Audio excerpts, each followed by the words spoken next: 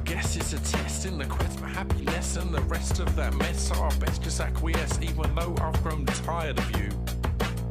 And that ain't meant to sound spiteful, I just try to be insightful when I write all my emotions. In a night full of stuff I try to write will just come out, and the sad fact is, I'm so tired of you.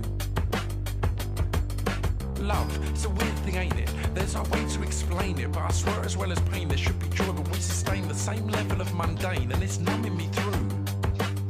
I often wonder if I'd miss you and still have the urge to kiss you, if an issue was to hit through to this heart that now feels issue, and said issue was too big to just ignore, and I walked out on you. The chances are I'd fall apart, I suffer seizures of the heart as my chest begins to smart. The very second I've depart, I want to go back to the start, but then again, maybe I just feel new. Maybe I'd get my life on track and start to focus my attack on all the things my life just lacks, and start to claw my passion back instead of living like a hack. Half committed, half relaxed, I'd have nothing to lose. There's a weight over me today, something I have to say. Love you too much to leave, don't like you enough to stay. There's a weight over me today, something I have to say.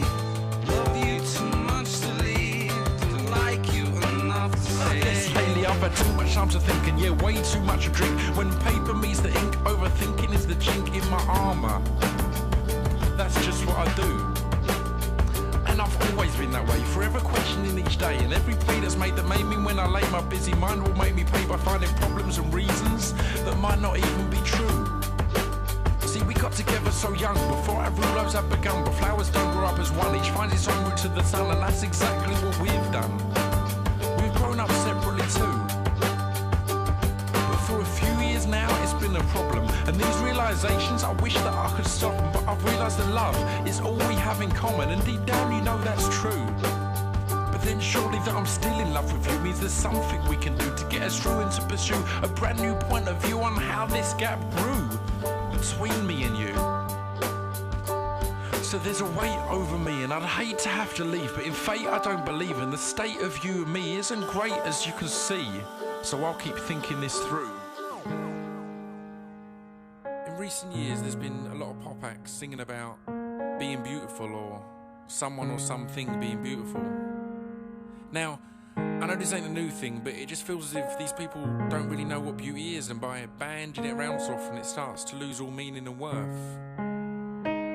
You see, beauty and beautiful are powerful words. It's more than just a physical thing. It's more than just a nice pair of tits. Bring the beat and let me tell them what I think beauty is.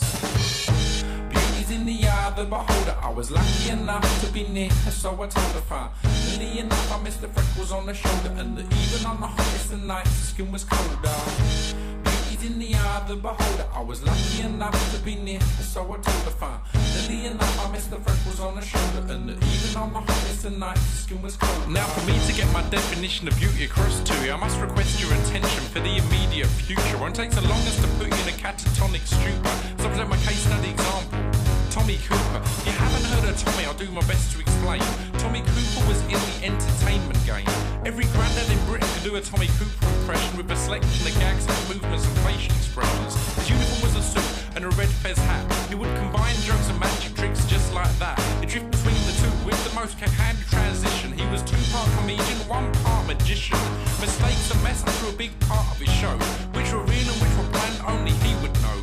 If he messed up or a certain joke bombed, he'd just start laughing at himself, and soon the laughs would catch on. See, Tommy gave no regard to class or race. His only goal was to put a smile on every single face.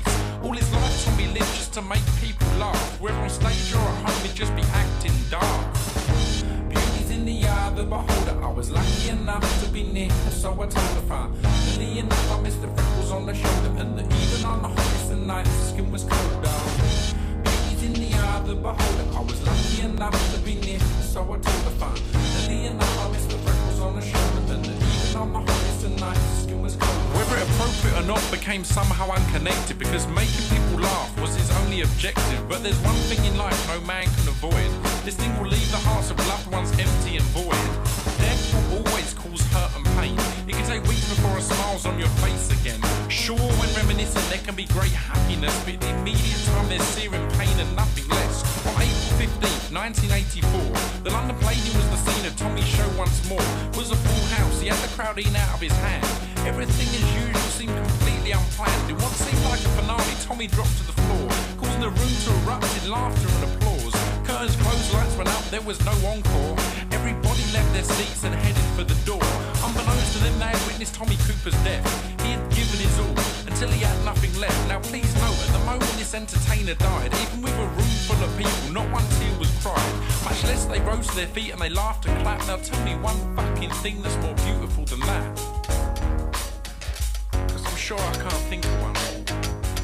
Silently I step up with a subversive subtext, try to feed the need for more than just remedial subjects. Place my faith in the belief that the general public will open up their minds to more than just an industry puppet. I ain't a preacher preaching doom and gloom. We'll not just shit. If there's something I feel strongly about, then I'll discuss it. And if I only make one album before I kick the bucket, I'll hold that album to my heart in my grave and say fuck it.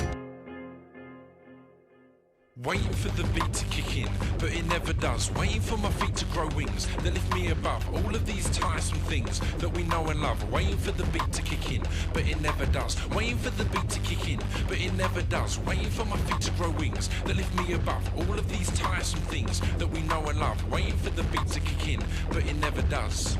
A lot of my poems and writings seem to start with me waking up or being in a dream or dreamlike state. Now, this implies a certain level of abstraction in my work.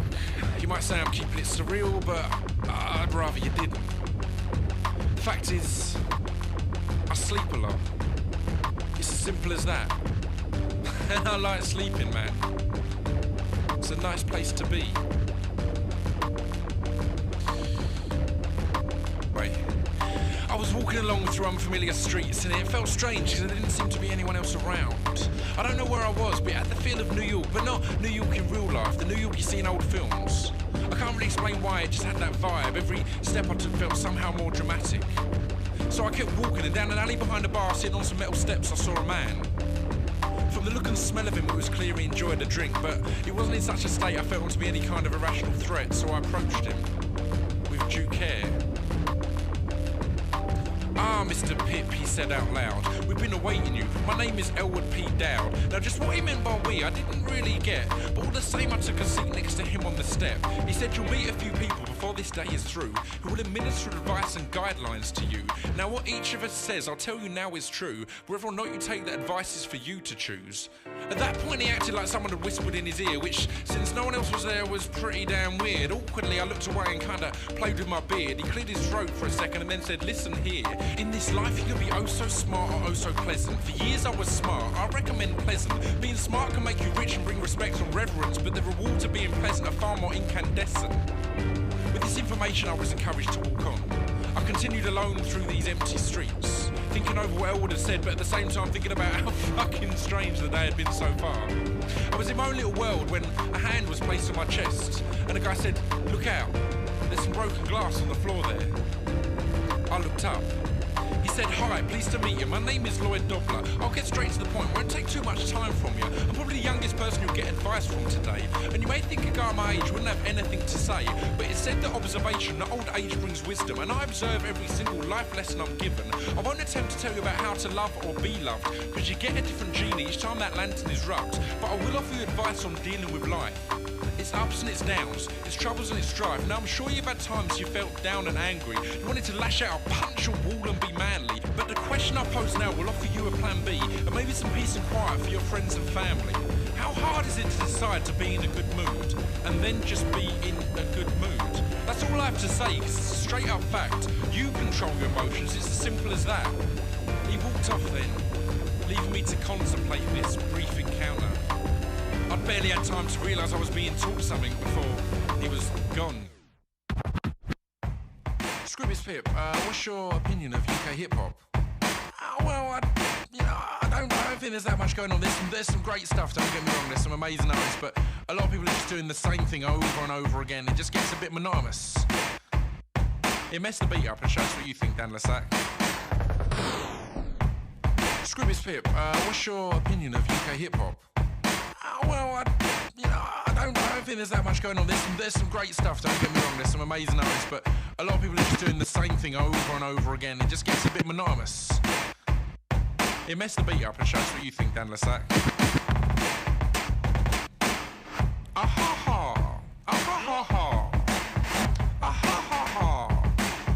le Sac, Scroobius Pip. Fixing hip-hop as best we can. Hip-hop is art. I make another pop hit be smart. Take it back to the start like how rest and rock him, use passion and heart. Hip-hop is art. I make another pop hit be smart. Take it back to the start like how rest and rock him, use passion and heart. Now don't get me wrong, I ain't dissing Dizzy Russell, I'm just using this beat as a single example. It was the first big hit of its kind in the pop chart, spawned a lot of shit with profit in mind, not hard. Channel U's full of think they should all have prancing about like they're the next big thing, cause their cousin's got an age that their mate Daryl can sing. These kids getting above their station and saying they're a vessel through which a higher power's conveying. My lyrical content is a miracle concept. My name is Scroobious Pip. I say fuck all that nonsense. Their lyrical prognosis like spiritual osmosis, in that everything they say evaporates into both. It's a joke. I can't even find one quote worth using as a reference or even as a footnote. Most of these kids can get their guns out and kill me, but how many got the skill to inspire and thrill me? I got a holster, I keep biscuits in it. She wears into your brain, leaving big fat blisters in it. Who am I better than? I'm better than I used to be. I'ma keep on getting better, so you better just get used to me. You think that's a cop out? And hear my point truthfully, cause chances are this is how you should be. If your only goal's to be as good as Scroobious Pip, then as soon as you achieve that, your stands will slip. If your only goal is always to improve on yourself, then the quest is never over, no matter how big you work. Yeah. Hip-hop is art. I make another pop hit be smart. Take it back to the start like Harris and Rakim, use passion and heart. Hip-hop is art. I make another pop hit be smart. Take it back to the start like Harris and Rakim, use passion and heart. Things in life ain't always quite what they seem. There's more than one given angle to any one given scene. So bear that in mind next time you try to intervene in any one given angle, in any one given scene. My name is Mark. I go to uni and college. Don't socialise that much, I just revise and build knowledge. At times I find that I've become a virtual recluse. I let my belt of interaction hang decisively loose, but I came here to learn. That's a life that I choose. So if people think I'm boring, they can bring their abuse. See, a lot of people think that I'm boring and say that maybe I'm a weirdo or maybe I'm gay, but that's cool, cause when I get a good job and good pay, I'll get a house for just my brother and me someday. That's the reason I'm here, just to build for the future. If it means better grades, I'd even sleep with my tutor. Things in life are always quite what they seem. There's more than one given angle to any one given scene. So bear that in mind next time you try to intervene in any one given angle, in any one given scene. My name is Paul, I've been a guard for 6 months. The shop that I guard is better than most dumps, and I like it here. My boss is a pro, he's taught me tricks of the trade other guards wouldn't know. He's taught me in this game, there's some rules you gotta bend, and not to forget these thieving pricks ain't your friends. And appearance is key, cause there's a message to send, and above all it's your fellow guards to defend. The other day my boss was stabbed by some low-life psycho, he's in hospital now, so every night that's where I go, he's on the brink. He's showing no fear though, cause if he dies there, he'll be dying a hero. Things in life are always quite what they seem. There's more than one given angle to any one given scene. So bear that in mind next time you try to intervene in any one given angle, any one given scene. My name is Keith, I ain't so much a racist, but if one reached out the hands, I'd decline the embrace. I work security in a shop, charge of 5 other guards. I got all their respect cause I run this shit hard. I nicked one kid today, didn't show enough respect and attention, so I grabbed him by his neck, that's my form of redemption. Do no real harm, just make sure that it hurts. It ain't going by the book, but believe me it works. Then I sent him on his way, this little shit knows the score now. I saw a little bit of fear, he won't darken my door now. That's what I do, stop these kids from decline. Do what their parents wouldn't do, put down some boundaries and lines. Things in life are always quite what they seem. There's more than one given angle to any one given scene. So bear that in mind next time you try to intervene in any one given angle, any one given scene. My name is Billy, I've been beaten since I was 3. Mum died when I was born and Dad takes it out on me. Ain't a bad man, he just gets drunk and feels alone. I tend to go for a walk and hope he's asleep when I get home. Don't like to talk about it though, as I said it ain't his fault. It only happens when he's drunk as a last resort. Wanted to get him a gift to show my support, but I had no money and I stole it and I guess I got caught. At times like that, tend to switch off my mind, stare blankly into space and let what happens unwind. That seemed to anger this guard. He put his hands around my neck, said it's time for me to learn some manners and respect. It hurt, but I've had worse before. But it made me realise life was just a series of wars. I went straight home that day and locked the bathroom door. Took a blade to both wrists, they won't hurt me no more.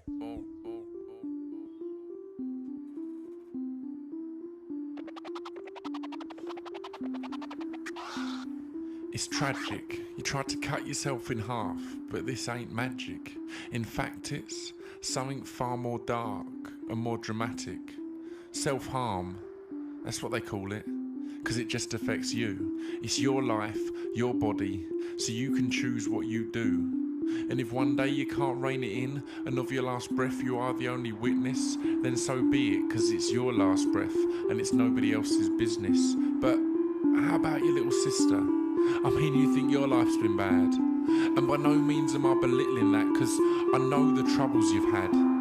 But a teen finding out her big sister chose death over life, finding out instead of turning to her with your problems, you turn to a knife. That's a whole lot of pain to deal with, and a whole lot of damage.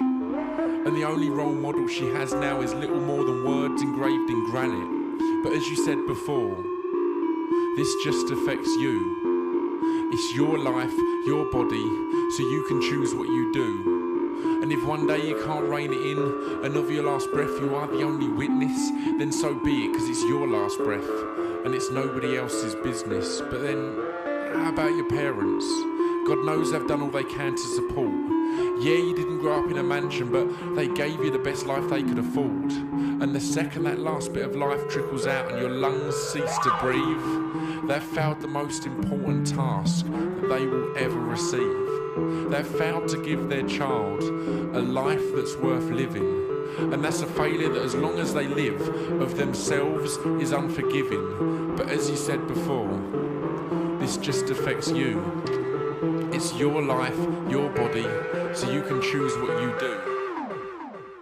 I ain't gonna take it no more. I ain't gonna take it no more. I ain't gonna stand idly by while the bridal reply of a marriage of styles is, yeah, but what's their demographic? I ain't gonna take it no more. I ain't gonna take it no more. I ain't gonna stand idly by with a tat and a sigh while inside we all cry out for something new. I ain't gonna take it no more. I ain't gonna take it no more.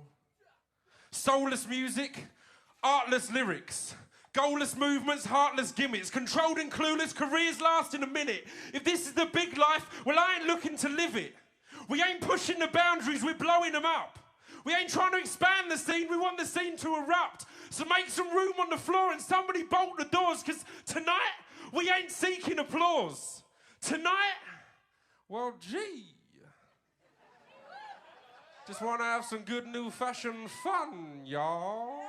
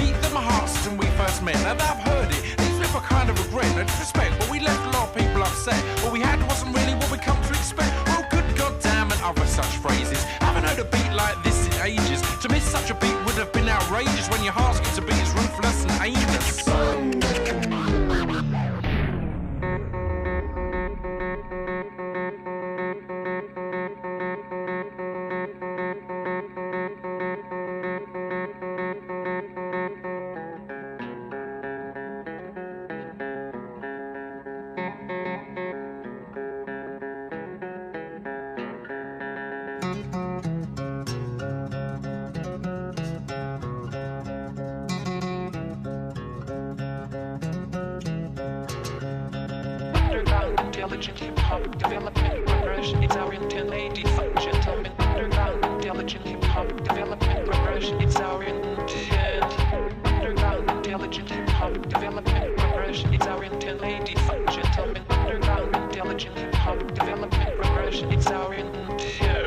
possession is 9/10, so we possess mind vents to filter the rhyme sent from deep down inside, hence the precision and timing, essential to rhyming. If you wish to pierce the cerebral line, you see, image is nothing, imagination is everything. Is there anything you wear that's more important than what you think?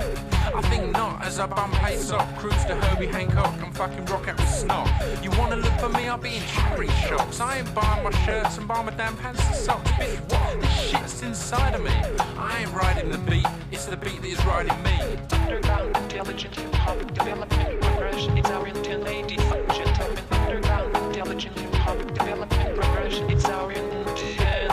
Underground intelligent hip-hop development progression. It's our intent, ladies and gentlemen. Underground hip-hop development progression. It's our intent. Ain't an alcoholic, I just drink a lot. And maybe I'm a genius, or maybe I link a lot. My intellect retrospect compared to something. You know that second verse always Drake. Look about man, it's not that bad. I know what I'm right. talking about. Give these fuckers something Well, what am I new. supposed to do? What? Come on, man. Alright. I remember hearing Mos Def run the alphabet. I just sat there in silence as a sign of respect. I knew what I had to do, and that's what happened next. I run the periodic table to stay one step ahead. See, in the periodic table, hydrogen's number 1. Because hydrogen is what puts the shine in the sun through nuclear fusion. And when it's done, it leaves element number 2, helium. Helium's the second lightest gas that there is, so we use it in we give to little kids. Then there's lithium, often used to treat metal problems. Beryllium, boron can be used to make things harden, and that smoke coming out of your exhaust, carbon. Carbon's arguably the most important element, and nitrogen's in the air at almost 80%. The rest of the air is mainly oxygen, and fluorine is the lightest of the halogens. Okay, that's enough teaching. I ain't trying to bore ya. Just trying to be a positive role model for you, cause in my town I'm blessed with many role models, so many that sometimes the mind just boggles. See, KRS is my teacher, Slick Rick's my ruler, Chuck D's my preach. I'm just a preschooler, I still got growing to do though. I ain't trying to fool you, but compared to all the other kids in my class, I'm much taller. I'm much taller. Underground intelligent hip-hop development progression. It's our intent, ladies and gentlemen. Underground intelligent hip-hop development progression. It's our intent. Underground intelligent hip-hop development progression. It's our intent, ladies and gentlemen. Underground intelligent hip-hop development progression. It's our intent.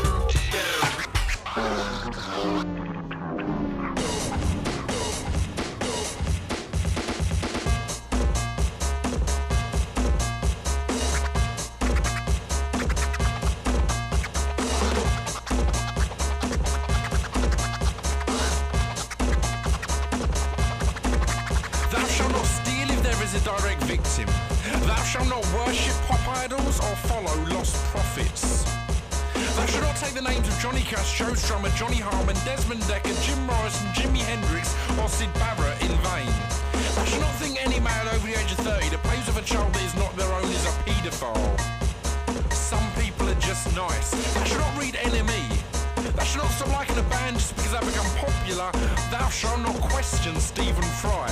Thou shalt not judge a book by its cover. Thou shalt not judge Lethal Weapon by Danny Glover. Thou shalt not buy Coca-Cola products. Thou shalt not buy Nestle products. Thou shalt not go into the woods with your boyfriend's best friend, take drugs and cheat on him. Thou shalt not fall in love so easily. Thou shalt not use poetry, art or music to get into girls' pants. Use it to get into their heads. Thou shalt not watch Hollyoaks. Thou shalt not attend an open mic and leave as soon as you've done your shitty little poem or song, you self-righteous prick. Thou shalt not return to the same club or bar, week in, week out, because you once saw a girl that you fancy, you're never gonna fucking talk to anyway. Thou shalt not put musicians and recording artists on ridiculous pedestals, no matter how great they are or were. The Beatles were just a band. Led Zeppelin, just a band. The Beach Boys, just a band. The Sex Pistols, just a band. The Clash, just a band. Crass, just a band. Minor Threat, just a band. The Cure, just a band. The Smiths, just a band. The five senses cannot sense the fact of our existence, and that's the only fact. In fact, there are no facts. Facts me a fact, and I'll telegram a hologram, a telephone the son of man, and tell him he is done. Leave a message on his answering machine telling him there are none. God and I are one. Times moon, times star, times sun. The factor is me. You remember me. I slung amethyst rocks on Saturn blocks till I got caught up by earthling cops. So I stopped combing my mind so my thoughts could lock. I'm tired of trying to understand. Perceptions are mangled, matted, and knotted anyway. Life is more than what meets the eye and I. So elevate I to the third, but even that shit seems absurd when your thoughts leave you third, isolated. No man is an island, but I often feel alone. So I find peace through Om.